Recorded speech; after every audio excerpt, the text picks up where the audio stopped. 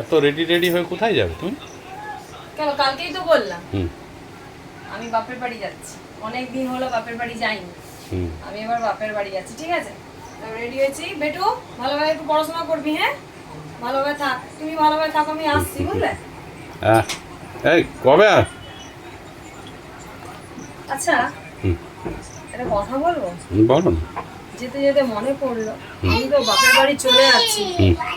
তুমি আমাকে মনে রাখবে তো, মনে করবে তো? তুমি তো যাচ্ছ এক্ষুনি, আবার একটু বাদেই চলে আসবে।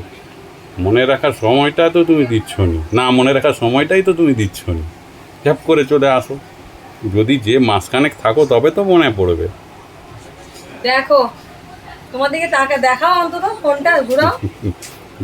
দেখো দেখো দেখো কি সব কথা বললো, দেখো দিয়ে হাসছে। বলছে বাপের বাড়ি কি যাবে, মনে কি রাখবো? তুমি তো একটু পরেই আবার চলে আসবে।